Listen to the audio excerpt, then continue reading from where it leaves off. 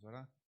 Senhor Deus, muito obrigado, Pai, por esse dia, porque estamos aqui em Tua casa, pelo privilégio que temos, ó Pai, de cultuar o Senhor, desde a manhã, na escola bíblica dominical, na Tua palavra, nos cânticos que entoamos em louvor ao Teu nome.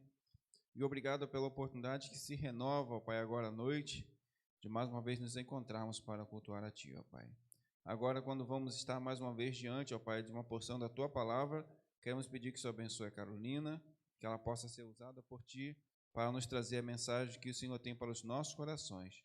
Oramos desde já agradecidos, em nome de Jesus. Amém.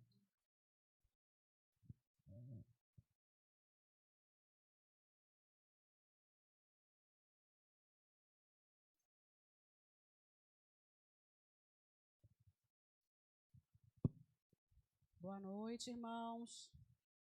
Vamos ver se me resta voz, fôlego, porque hoje está puxado. Mas é tão bom a gente trabalhar na obra do Senhor, né? É maravilhoso a gente poder tocar, cantar, reger, estar no coro e também trazer a mensagem do Senhor aos nossos corações, né? A gente está no mês da família e eu estou vendo aqui que tem várias famílias, né? Grupos familiares aqui hoje. Então, eu vou pedir para as famílias levantarem as mãos. Temos a família do pastor ali. Tem Jurema e as filhas. Levanta a mão, a família da Jurema. Família da irmã Aquiles, acho que é a maior. Família da Osília. Família do pastor, irmão Clébio. Né? A Jô, está com filho. É filho, Jô? Seja bem-vindo, viu?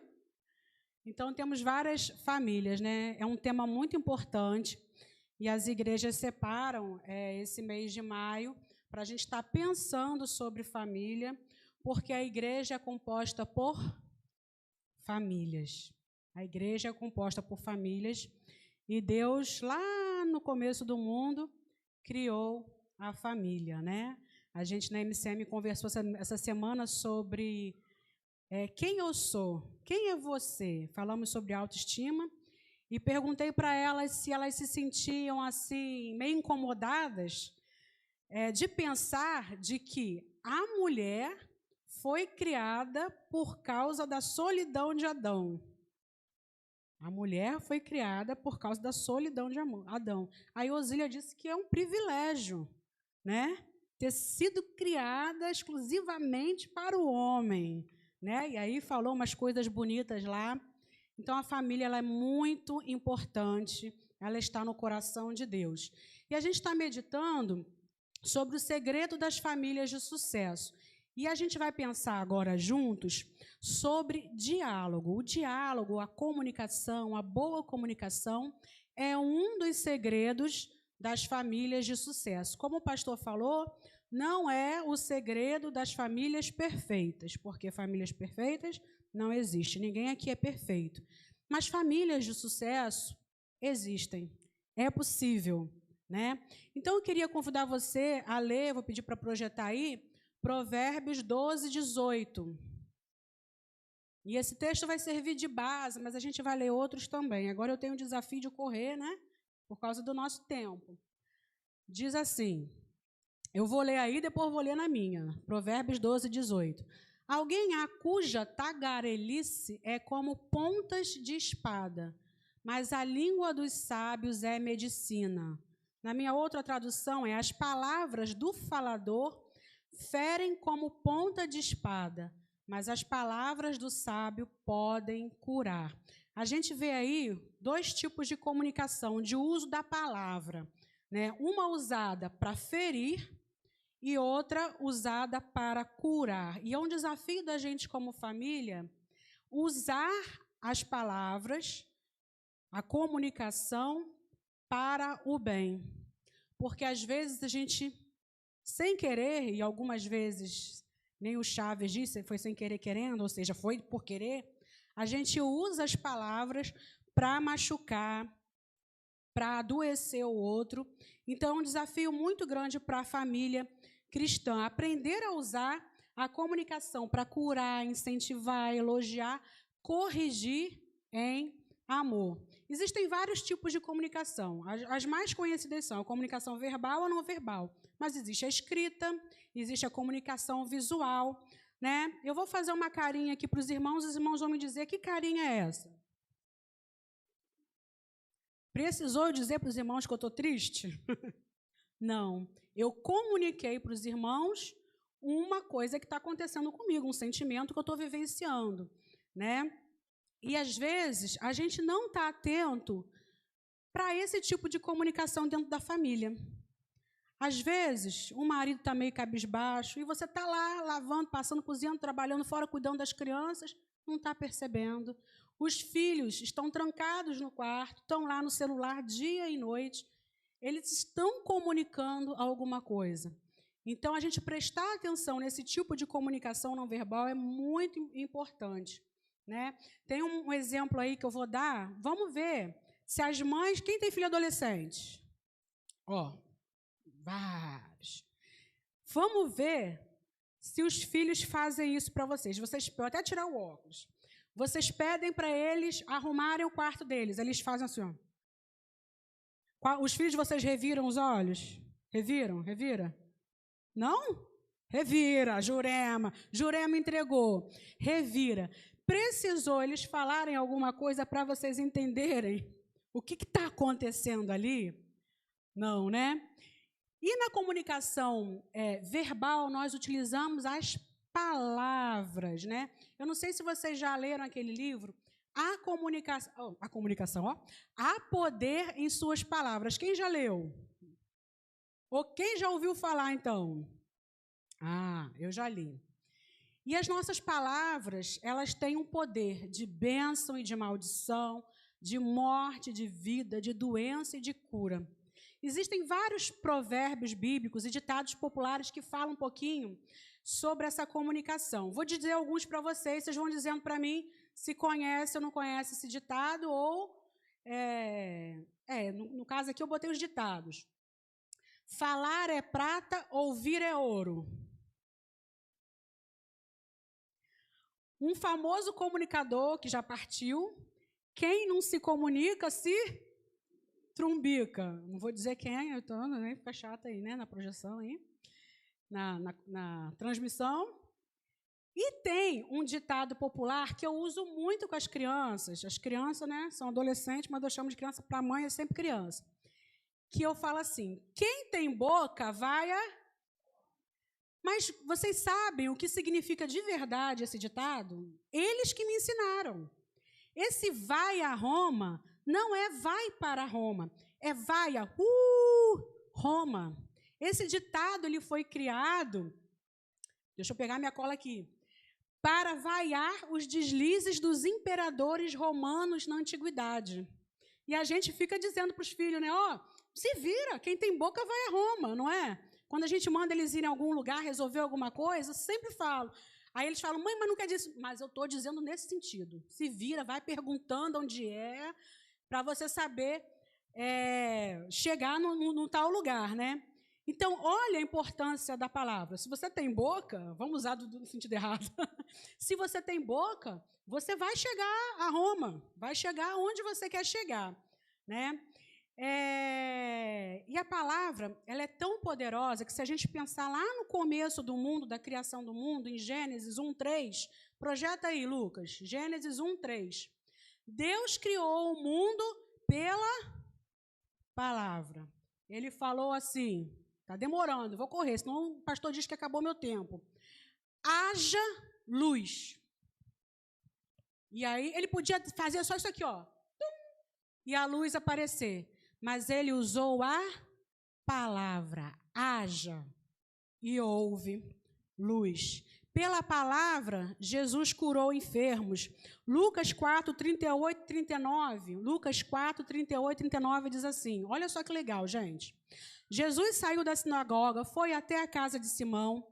A sogra de Simão estava doente com febre. E contaram isso a Jesus. Aí ele foi, parou ao lado da cama dela e deu uma ordem à febre. A febre saiu da mulher e, no mesmo instante, ela se levantou e começou a cuidar dele com a palavra, sai febre. E a febre saiu. Pela palavra, Dalila entregou Sansão nas mãos dos filisteus. Contou para eles lá o segredo da força e entregou Sansão nas mãos dos filisteus. Pela palavra, Salomé, num diálogo lá entre mãe e filha, pediu a cabeça de João Batista numa bandeja. Conversinha de mãe e filha, conversinha saudável, só que não, né? Mamãe, eu quero a cabeça de João Batista. Então, a gente vai analisar mais de perto os tipos de comunicação, de poder da palavra, de diálogo, que é algo tão importante para o sucesso da família. Mas essa comunicação usada de forma errada torna-se o fracasso das famílias. Nós queremos famílias de sucesso, não famílias fracassadas. E aí a gente vai pensar sobre esse diálogo usado para a morte. Lembra que a gente falou da espada no começo? No versículo base, as palavras do falador ferem como ponta de espada, machucam, ferem. Essa morte aqui, gente, é morte emocional, é morte do amor, é morte das coisas tão bonitas que existem na família. Existem conversas, palavras soltas, ofensas, ameaças que geram a morte. Morte física também. Por quê? Quantas vezes de brigas, eu sei se eu perguntar aqui, todo mundo vai dizer que conhece, já ouviu falar pelo menos, de alguém que morreu por uma briga, de uma palavra dita, né? E aí teve um infarto fulminante ou um derrame e morreu. E gera morte emocional também. Muitas vezes a pessoa entra num processo depressivo tão profundo, né, que adoece emocionalmente. Então, há coisas que corremos o risco de falar para o nosso cônjuge, para os nossos filhos, que podem abrir um abismo entre os membros da família. Então, a gente tem que ter muita sabedoria. Estamos com problema na família? Estamos. Vamos orar antes, pedir sabedoria a Deus para como dizer, né? Às vezes a gente acha que está dizendo da maneira certa, e às vezes aí já entra um problema de comunicação mesmo, né? O outro já entende de outra maneira, né? A gente fala A, o outro entende B. Comunicação não é uma coisa fácil, gente, é uma coisa difícil mesmo. Lembra daquela brincadeira de telefone sem fio na escola? Você fala uma frase para a primeira criança. Quando chega lá na última criança, não tem mais nada a ver a frase. É outra frase. Então, comunicação é um desafio para as famílias, né? Eu vou dar um exemplo para vocês de uma moça que eu conheço, e ela, desde pequenininha, ela aprendeu da mãe e do pai de que sexualidade é uma coisa muito feia. E aí ela foi incutindo aquilo na cabeça da criança, mas desde muito pequenininha. Quando ela tinha 5 anos, para você ver que isso começou cedo, foi até ela casar, foi assim, porque a mãe tinha medo de que ela perdesse a virgindade antes do casamento, né? E aí, com 5 anos de idade, ela foi ao primeiro velório, faleceu a amiga da mãe. E aí, quando chegou em casa, essa mulher, na época uma menina, perguntou: mamãe, por que fulaninha morreu? De que fulaninha morreu? Sabe o que ela respondeu? Ela fez sexo. O que essa pessoa, o que essa comunicação, o que essa fala gerou na vida dessa mulher? Não vou nem falar para vocês o que gerou, mas não acabou bem. Né? Então, há poder nas nossas palavras, na nossa comunicação, né? Há poder de vida, há poder de morte, de doença, de saúde. Né? E, às vezes, os pais, querendo acertar, proteger, orientar, como nesse caso, muitas vezes erram. Né? A mãe achou que estava fazendo o correto, mas ela estava errando. E a gente tem que tomar o cuidado, irmãos, da gente não repetir aquilo de errado que nós aprendemos dos nossos pais, que aprenderam com os nossos avós, que aprenderam com os nossos bisavós. Se há algum ciclo desse na família de vocês, quebrem, para que vocês não passem para os filhos e os seus netos continuem, né, essa história. A gente precisa ter conversas saudáveis, de paz, dentro dos nossos lares. Né? Agora, o pastor disse que agora eu ia fazer a réplica, né? Que ele falou um pouquinho de mim, de manhã. E aí eu vou dar uma dica para os maridos. Quem aqui é marido? É casado? Levanta a mão. Temos alguns maridos, né? E aí, digamos que você perceba que a sua mulher está de TPM, tensão pré-menstrual. Aí você vai dizer que tem mulher que está pré-menstrual, na menstruação, pós-menstrual, tem mulher que é assim, né? Aí já é a mulher rixosa que a gente vai falar daqui a pouco, né? Ou imagine que a sua mulher, minha mulher não menstrua mais, está com os calores da menopausa. Esse homem, ele pode, ele sendo sensato, né, percebendo, o que ele tem que fazer? Me digam, homens. Faz o quê, amor? Sai de casa, sai correndo, se esconde. Uma dica para vocês: fiquem quietinhos. Gostou, Luciana? Fiquem quietinhos. E mais importante, Luciana, joguem chocolate. Só isso.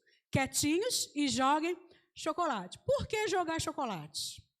Porque o cacau tem triptofano, que libera no corpo a serotonina, uma substância que gera bem-estar e alegria na mulher.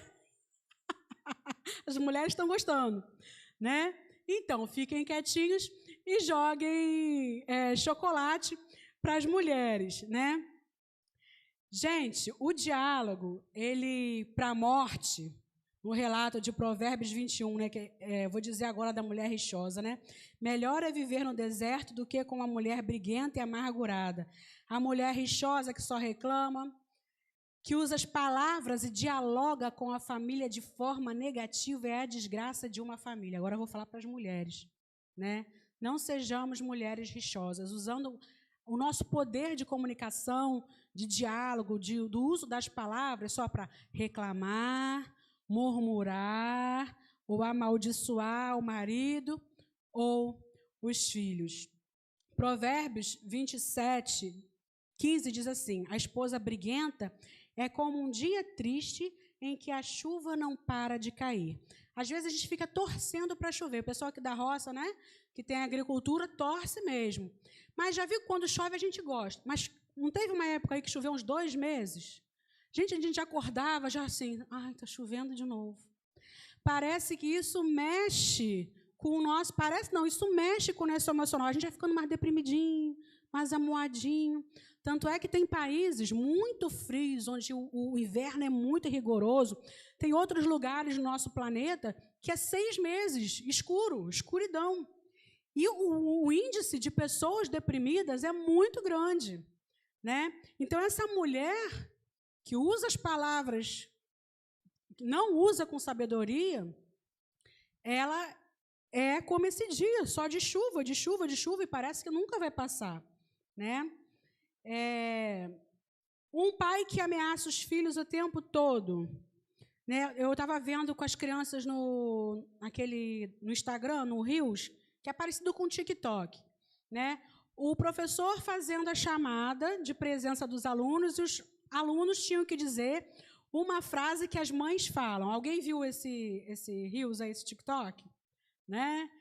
Me citem aí, alguém lembra de alguma frase? Se eu for aí achar, eu vou esfregar na sua cara, porque o filho não acha nada, né? O que mais? Oi? Onde está um, está o outro. Procurar o outro pé do chinelo. Tem um monte de frase. Mas a gente tem que ter cuidado com essas coisas que a gente diz, né? Eu coloquei aqui, ó. Eu vou esfregar a sua cara no arame farpado. Eu vou arrancar o seu couro. Isso aí é muito usado. Pelos antigos que falavam bastante, né? Eu vou arrancar o seu couro. Então, a gente tem que ter muito cuidado com as palavras que a gente fala, né? Porque, às vezes, você acha que aquilo é a coisa mais normal do mundo, mas, muitas vezes, as crianças e os adolescentes vão recebendo aquilo de verdade, né? E vão achando que, realmente, poxa, mamãe vai arrancar meu couro. Mamãe, será que não gosta tanto assim de mim, como ela fala, né? Outra coisa que é muito comum, a gente até comentou na MCM também quinta-feira: seu burro, você não vai dar em nada. E muitas dessas crianças começam a apresentar dificuldade na escola, não conseguem ter uma vida profissional de sucesso, né? Ou o marido que ameaça a esposa com palavras de violência psicológica, né? Hoje a gente está falando muito, a mídia está falando muito disso, porque achavam que violência contra a mulher era só soco, tapa, essas coisas, né? Mas hoje a gente sabe que ameaçar uma mulher, né, que diminuir uma mulher, que proibir ela de ver a família, proibir ela de ter amigos, é um tipo de violência. E quantas vezes as palavras dentro de casa estão sendo usadas nesse sentido? São palavras de morte, diálogos de morte, morte do amor, morte do carinho, morte da ternura, morte da família. O amor pode morrer, gente? No sentido de dever, não deve, não pode. Mas no sentido de acontecer, infelizmente acontece. Aquele amor descrito em 1 Coríntios 13, né, que é o amor ideal, né? Aquele ali é um texto lindo, eu acho lindo. Mas o nosso amor é humano, né? E se você está constantemente denegrindo o outro, diminuindo o outro, maltratando o outro, com palavras e atitude, vai matando o amor. E a morte da família. Então, a gente precisa estar atento aos comportamentos do marido, da esposa, dos filhos, porque, às vezes, eles estão se comunicando de forma não verbal, né? É muito comum. Vocês acham que uma criança de 5, 6 anos, se a professora estiver maltratando na escola e ameaçando, ó, eu te belisquei, mas você não conta, porque senão eu vou beliscar e vou bater na sua mãe. Você acha que essa criança vai chegar em casa e vai contar para a mãe? A criança não conta. É por isso que o número de abuso sexual infantil é tão grande.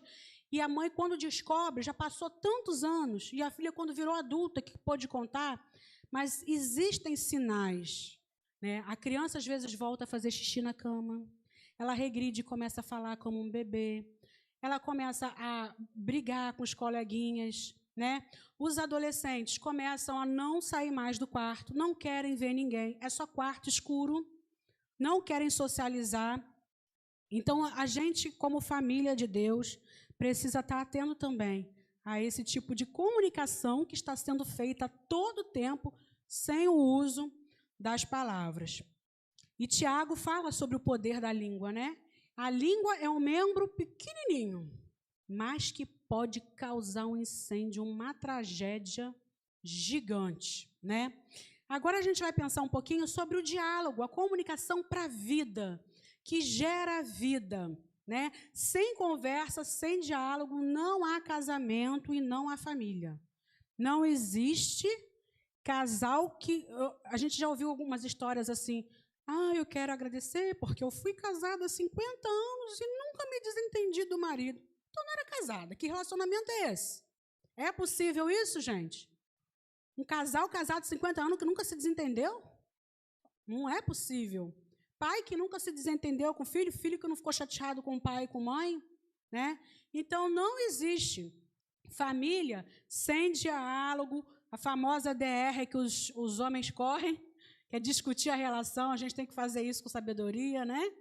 Então, sempre que alguma coisa não estiver bem, fale. Né, o pastor aqui deu um exemplo e eu vou falar, né? Às vezes o divórcio acontece porque tem o copo de água, aí cada coisinha que você não disse é uma gotinha. Pim, caiu, você não falou nada. Aí você se chateou, não disse nada. Aí pim, outra gotinha. Aí o copo já está assim no limite. O copo está ali, o copo está no limite. Cai aquela última gotinha e aí para você é a gota final, é o ponto final de um casamento, a destruição de uma família. A Bíblia diz que a boca reflete o coração. A boca fala o que o coração está cheio. Então, se tem alguém falando alguma coisa para você dentro da sua casa, aí presta atenção. Presta atenção. Alguma coisa que não seja boa, ou se for só, eu te amo. Ai, você é tão linda. Né? Hoje eu falei ali na cozinha, eu estava com um vestido laranja, né? O pastor disse que eu estava de abóbora. Porque, assim, cada roupa que eu coloco ali, hoje você está uma melancia, hoje você está um limão, hoje você está de sapo, de sapo também, não é só fruta, é bicho também. Né?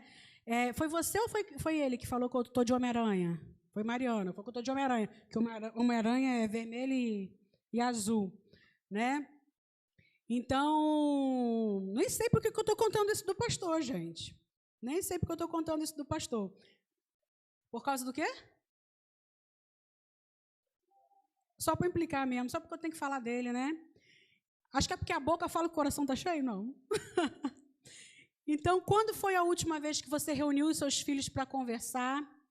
Quando você deu espaço para eles se abrirem, se exporem, tirar uma dúvida? Não esperem que os filhos de vocês, crianças ou adolescentes, cheguem até vocês. Lá em casa eu costumo fazer o quê? Do nada, eu falo assim, Mariana, vem cá, vamos conversar? Vamos. Eu começo a puxar, e deita no colo. Normalmente é na cama que a gente faz isso, né? Aí se abraça e tal, e vou puxando. Daqui a pouco eu fico sabendo de cada coisa que eu não sabia. Das colegas dela de escola. Agora ela não está mais estudando, né? Mas cada coisa que ela me conta, eu falo assim, meu Deus, minha filha está se relacionando com meninas que já têm relação sexual, que já fazem, acontece um monte de coisa, né? E ela vai chegar para me contar assim do nada? Normalmente não chega. A gente precisa... Às vezes chega, né? Mas a gente precisa catucar, a gente precisa procurar. Então, mães e pais que estão aqui, não esperem acontecer algum problema para ter uma conversa legal, bater um papo legal com os filhos, né? E a mesma coisa, não espere ter uma briga com o marido para ver o que precisa melhorar. Você pode pegar num momento que está muito bom o casamento, chegar e começar a falar com ele aí. Você acha que está legal? Você acha que a gente tem que melhorar alguma coisa? E tal, né? Porque aí essa DR não vai ser uma DR, né? Vai ser um papo legal, uma conversa legal. Não espere que seu filho vá até você, porque na maioria das vezes eles não vêm até nós. Se antecipe. Comece destilando palavras doces, amáveis. Diga o quanto você os ama. Chame-os por nomes carinhosos. Vamos lá. Vocês chamam o filho de vocês de quê? Apelidos ou nomes carinhosos? Vamos lá, pais e mães. De gorda. Mas isso é carinhoso? Para ela, será que é carinhoso? Chama de gorda. Eu não sei. Se ela achar que é carinho, tá bom, né? O que mais? Hã? Lindinho. Filha, só filha. Filhinha. O que mais? Você é linda, mozinho da mamãe. Não é assim que a gente faz? Isso é muito importante. E para os maridos, meninas? Será que eles gostam quando a gente começa a ficar cheio de denguinho? Chama, vem aqui. Quer que eu vou fazer um carinho em você? Eles gostam? Gostam, né? E as mulheres também gostam, né? Então, a gente não precisa esperar o caldo entornar para a gente fazer o negócio ficar bom. A família funcionar bem. Alguém quer falar aí? Maridas e esposas, sejam sábios ao falar. O tom da voz também é muito importante, gente. Porque, às vezes, a gente quer conversar só uma conversa de casal, ou uma conversa entre pais e filhos. E o tom da nossa voz vai subindo e a gente nem percebe, né? Incrível. Vai subindo, e aí vira briga mesmo, né? Há um texto em Eclesiastes que eu gosto muito, que está lá em Eclesiastes 3, de 1 a 5. Mas tem o versículo, acho que é o 5, que fala assim, que há tempo de abraçar e tempo de afastar-se. No relacionamento familiar, a gente tem que identificar também esses momentos, né? Às vezes eu falo para ele fica querendo me abraçar. Agora, assim, lá em casa, tudo citando versículo bíblico. É engraçado. Eu falo para as crianças, honra teu pai e tua mãe. Aí eles falam, não provoque a ira vossos filhos. É tudo assim, as conversas lá em casa, tudo citando versículo. Aí eu falo assim, meu filho, há tempo de abraçar e tempo de afastar-se de abraçar. Me deixa um pouquinho, me deixa. Né? Então, a gente precisa identificar esses momentos na família. Né? Provérbios 16, 24 fala assim, as palavras agradáveis são como um favo de mel, são doces para a alma e trazem cura para os ossos. As palavras agradáveis. É certo que nem sempre a gente tem palavras agradáveis para dizer para o outro, né? Mas, na maioria das vezes, as palavras que saem da nossa boca devem ser palavras doces, palavras agradáveis, elogio. Né? Quando o pastor fala que eu estou de sapo, de abóbora, de qualquer outra coisa, eu sei que ele está me elogiando. É aquela brincadeira que a gente tem, não sei se vocês têm isso com os maridos de vocês, é um cutucar em amor, né? Um cutucãozinho de amor, né? Então a gente precisa elogiar, porque as palavras agradáveis são como um mel. Diálogos para a vida são palavras doces que geram alegria e saúde. Você é linda, eu te amo. Você é inteligente, eu tenho a melhor família do mundo. Para concluir, irmãos, não há relacionamento sem diálogo. Sabe aquela casa que é hotel, que as pessoas entram para se alimentar, para tomar banho, para dormir, onde não há conversa, não há diálogo? Essa não é a família que Deus quer que exista. Família é relacionamento, é conversar. Não há família firme na rocha sem Jesus também, né? Não existe família de sucesso sem relacionamento interfamiliar e com Deus. O diálogo é tão importante que até para a gente se relacionar com Deus, a gente precisa o quê? Falar com Deus. Usar as palavras, dialogar. A gente fala com Deus em oração e aí Deus fala com a gente através da palavra dele, da Bíblia. Então, as palavras são importantes. O diálogo saudável e positivo gera vida e alegria em família. O diálogo das famílias, entre elas e com Deus, é o segredo das famílias de sucesso. Que nós possamos usar palavras que geram vida, que produzem saúde, que produzam amor dentro das nossas casas, né, para que a gente possa ser uma família de sucesso, uma família que alegre o coração de Deus. Eu vou orar, depois a gente passa para o pastor ou já é o pós-lúdio? Então vamos orar. Senhor, nós te louvamos porque estamos aqui como famílias e como família de Cristo. Ó Deus, que possamos, ao abrir as nossas bocas, proferir palavras doces, palavras de amor, de saúde, de cura, Senhor, para os nossos entes queridos. Que os nossos relacionamentos conjugais, que os nossos relacionamentos entre pais e filhos alegrem o teu coração, Senhor. Em nome de Jesus. Amém.